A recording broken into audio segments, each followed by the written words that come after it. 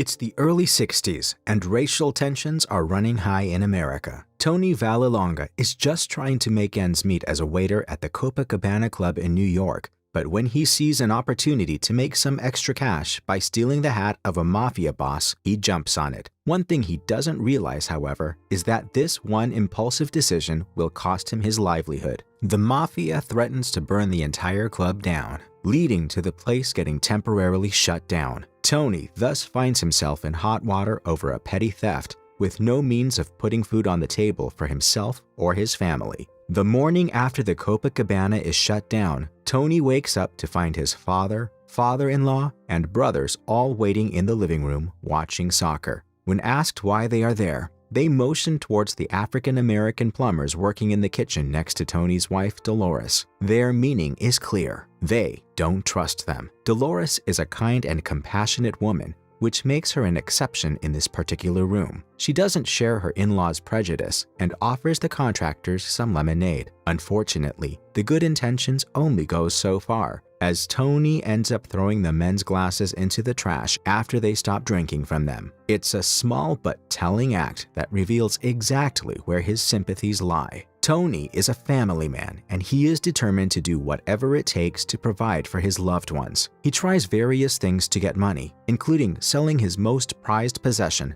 and competing in a hot dog eating contest. It does bring in some cash, but not enough to support his family by a long shot. So, when a call comes in from a friend of his about a job opportunity, Tony jumps at the chance. He's offered an interview for the position of a doctor's personal driver. With money being tight and no other way to pay the bills, the offer is a godsend. Tony is feeling confident as he makes his way to Carnegie Hall for the interview. Upon entering the place, Tony is struck by the bright, opulent interiors. It's a far cry from the cramped apartment he shares with his family. He's greeted by a black man in a fancy gold brocade caftan who introduces himself as Dr. Don Shirley, a pianist with a doctorate. Tony is taken aback. This is very much not what he expected to see. The doctor tells Tony about the job, an 8-week tour from the Midwest to the Deep South. Tony's discomfort is as good as written all over his face, prompting Shirley to ask him if he is up to the task of working for a black man. Despite his visible reservations, he tells Tony that he has good references and would be a great fit if hired. He knows that the journey won't be easy, and Tony seems like the man for the job. Shirley offers him the job, but Tony is torn. On one hand, he's desperate for the money, and this opportunity would let him provide for his family. On the other,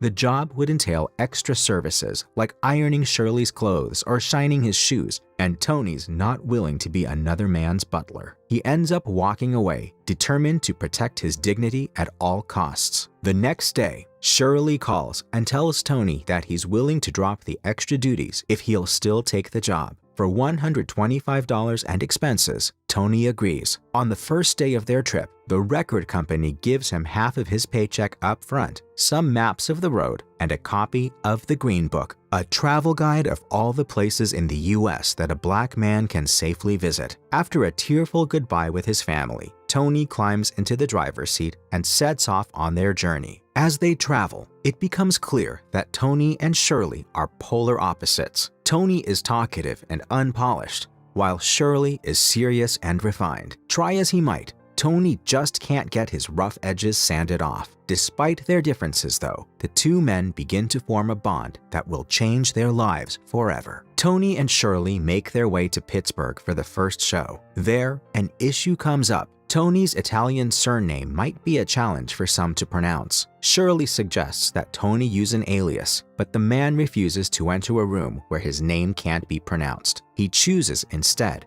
to hang out with the other valets while the Don Shirley trio takes the stage. It's the first time Tony has ever heard the doctor play the piano, and he's immediately captivated by the talent on display. After the show is over, Tony sits down to write a letter to his wife Dolores, telling her about Shirley and their travels. Try as he might, though, he just can't seem to find the right words to express the depth of his feelings. He wants to tell her how much he loves and appreciates her, but the words that come out on the page just can't convey that. When they reach Hanover for their next show, Tony goes to the auditorium to make sure everything is in place for the performance. When he gets there, He's dismayed to find that the piano is dirty and unbranded. According to Shirley's contract, he's supposed to always be given a Steinway piano to play. Tony tries to get the issue fixed with the auditorium's cleaner, but the man's prejudice gets in the way. In the end, Tony loses his temper and slaps the cleaner in front of Oleg, the cellist, and George, the bassist. Thankfully,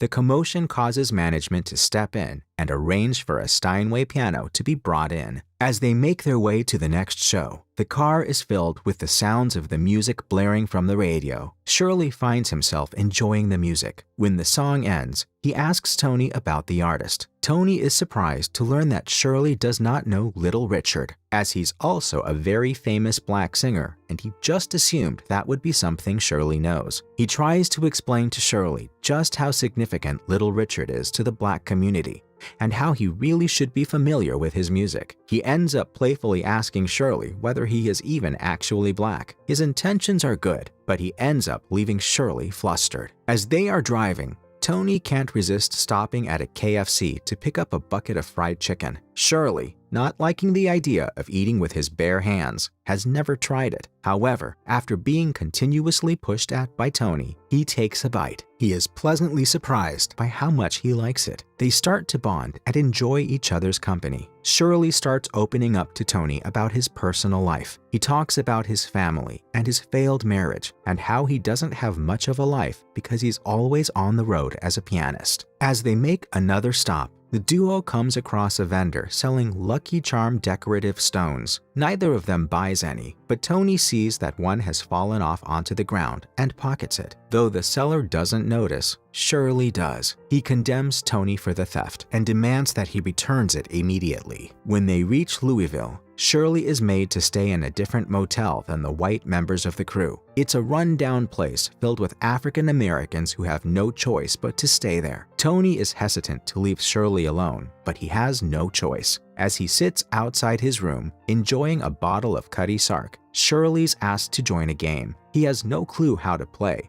so he sheepishly excuses himself and decides to go out for a drink instead. However, as this is Kentucky in the 1960s, and he is a black man walking into a bar at night, he almost immediately gets assaulted by racist patrons. As Shirley is getting beat up, George the bassist, who is there to witness the gruesome scene, rushes to get Tony for help. Tony steps in and, after threatening to shoot the attackers, gets Shirley out of trouble. He is furious over the doctor's careless behavior and, at the same time, extremely concerned about Shirley's well-being. He instructs Shirley to never go out without his protection ever again. Shirley agrees to this and apologizes for his carelessness. He asks Tony if he actually has a gun on him, which the man immediately denies. The next day, as they make their way to North Carolina, the car begins to overheat. Tony stops it and pours water over the engine to cool it down. Shirley, uncomfortable in the heat, steps out of the car as well, only to see that they are parked outside of a farm tended to by African American workers. All of them have dropped their tools and are staring at the duo and the odd situation they found themselves in. Their gazes make Shirley uncomfortable, as he is painfully aware of the differences and similarities between them. Sometime later, Shirley and his trio are excited to perform at an influential family's house in Raleigh. They are warmly welcomed, and the family has even arranged for a feast in honor of Shirley's talent. It all seems nice and pleasant until during the intermission, things take a turn for the worse. Shirley asks to use the restroom, and instead of one of the bathrooms in the house, he is directed to a wooden cabin on the lawn. When he refuses to use it, the host insists on him holding it in for an extra hour, as he is unwilling to let a black man use his washroom. Tony is outraged by this behavior, and even more so by the fact that Shirley seems prepared to endure it instead of standing up for himself. As Tony rants about it to George, Oleg interrupts him and urges him to keep calm, warning that things are only going to get worse at the upcoming concerts. During breakfast, Tony once again starts writing a letter to Dolores, pouring his heart and soul into every word. The results remain underwhelming. Seeing the letters state,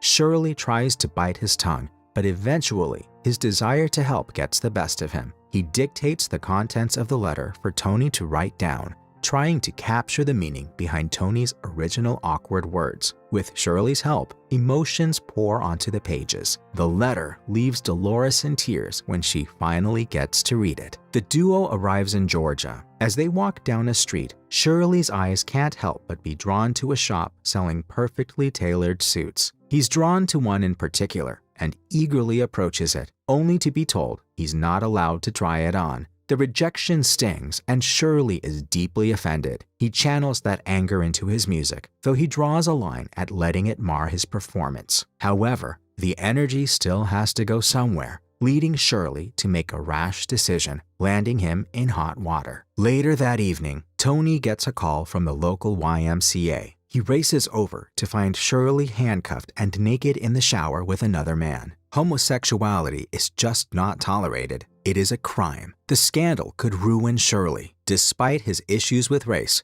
Tony turns out to be much more understanding when it comes to sexual orientation. As the police threaten to take the doctor to jail, he uses his charm, wit, and a little bit of bribery to talk them out of it. Shirley is not a fan of the way he handles the situation, but Tony maintains that he had no other choice. The two get into a heated argument over it. Despite their differences, the men are still bound by a contract, so they hit the road and next morning head for Memphis, Tennessee. As Tony is unloading their bags from the car, he is spotted by the local members of the Italian mob. They're surprised to see him working for a man of color and invite him out for drinks that night while also offering him a different job. Tony turns down the offer, but agrees to meet up with them for drinks anyway. Later that night, as Tony is leaving his room, he's stopped by an anxious Shirley. He offers Tony a promotion and a pay raise, hoping to stop him from leaving. Tony is taken aback by the offer and makes it clear that he has no issues with his job or pay and has no intention of accepting the new position. Shirley is deeply moved and apologizes for the previous night's event. With the air between them cleared, Tony and Shirley sit together with a bottle of Cutty Sark and talk about Shirley's career as a pianist.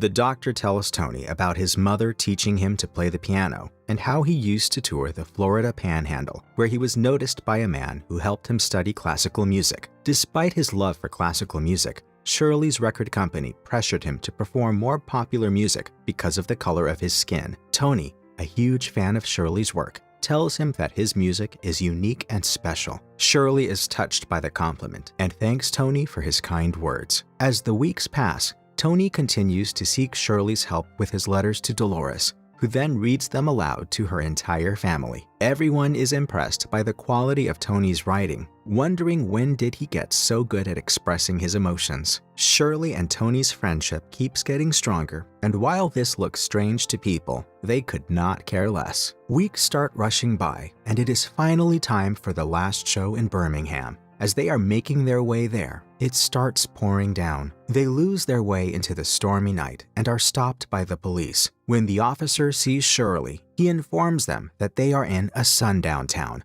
a place where black people are not allowed to be after dark. The two men are ordered to get out of the car. The officer is aggressive and bigoted. After learning that Tony is half Italian, he makes a racist joke about the other half of his heritage, calling him a slur. This causes Tony to lose his temper, and he knocks the cop down with a punch. Both Tony and Shirley are thrown in jail. Tony for assaulting a police officer, and Shirley just because. Desperate to get out and make it to their show on time, Shirley makes a call he never thought he would have to make. Minutes later, the chief of police answers his phone, and after a quick conversation, orders the immediate release of the two men. To Tony's surprise, he learns that Shirley has called the U.S. Attorney General, who then made the state governor order their release. Tony is impressed by this, but Shirley is fuming that he had been forced to call in a favor from an important contact for such a petty issue. He is further upset at Tony for causing the scene after one instance of discrimination that he himself had been forced to endure his whole life.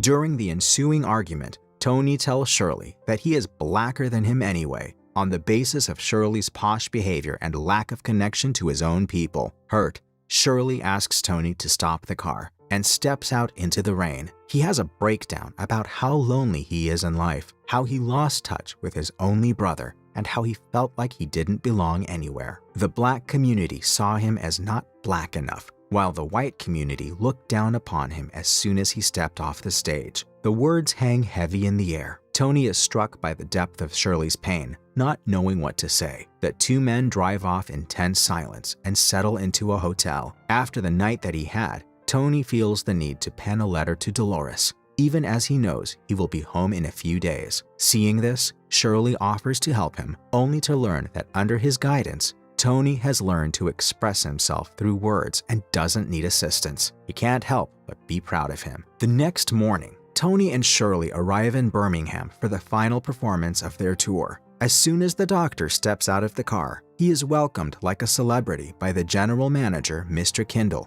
who calls him the guest of honor and escorts him towards his dressing room, which turns out to be a dirty storage closet behind the kitchen. Despite the less than ideal accommodations, Shirley remains cordial and eager to play his set. Him and Tony agree to meet up in the restaurant before the show for a quick bite. Tony is joined by George and Oleg for his meal, and the three have a drink together. Oleg reveals the real reason behind the tour. He tells Tony that Shirley was determined to change the mindset of white people and open their hearts to his community. Tony is touched by this and saddened by the realization of just how tough it must be to be a black person. As Shirley, all dressed up for his set, makes his way towards the table, he is stopped by the concierge and informed that he is not permitted to dine there. Seeing the commotion, Tony approaches them and requests the general manager, asking him to make an exception. The request is denied, and Shirley is given the choice between eating in the storage closet or going down the road to a bar called Orangebird, and declares that he will not perform unless he is allowed to have his dinner with dignity. Mr. Kindle asks Tony aside and offers him a bribe to convince Shirley to perform. Tony, deeply insulted, pins Kindle to the wall. Seeing this,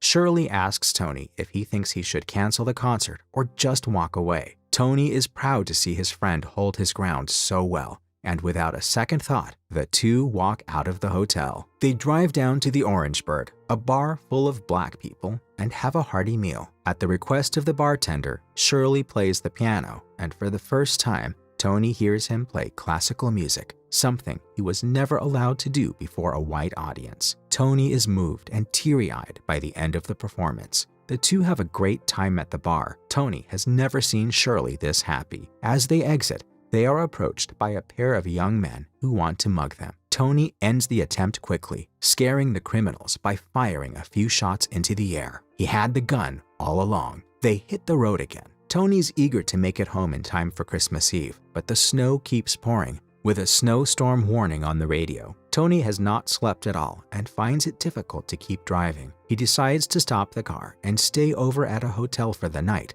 but Shirley refuses. Knowing how important this is to Tony, he takes over the wheel and drives them to New York. Before he does that, he makes Tony put the gem he stole from the vendor up on the dashboard. As he races against time, navigating through the storm, Shirley's eyes are glued to the gem. Once they arrive, Shirley helps Tony out of the car. Tony invites him to come inside to meet his family. Shirley is well aware that they are not his biggest fans and politely declines the offer, making his way to a full-furnished yet empty apartment. Standing there, all alone on Christmas Eve, Shirley once again looks at the gemstone and makes a decision. Tony has a heartwarming reunion with his family, including his children, and most importantly, his wife Dolores, as they sit together on the dinner table, exchanging details from when Tony was away at work. There's a knock on the door. Tony opens it to welcome some unexpected guests, and as he's shutting the door, he sees Shirley standing there. Delighted to see his friend, he gives him a tight hug and introduces him to his family, who welcome him with open arms. Dolores hugs Shirley, and while he thanks her for letting him borrow her husband, she thanks him for his help with Tony's letters. The two share a smile,